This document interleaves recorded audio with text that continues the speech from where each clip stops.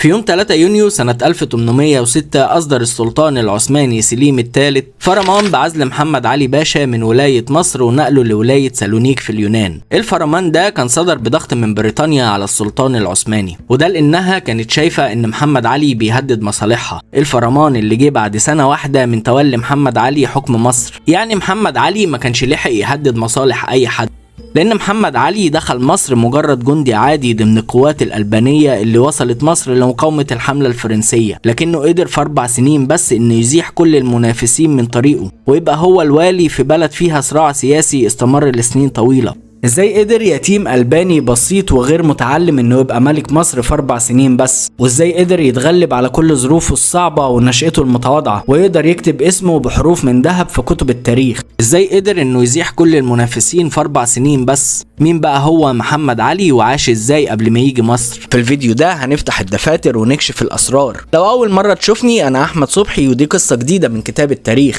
تابع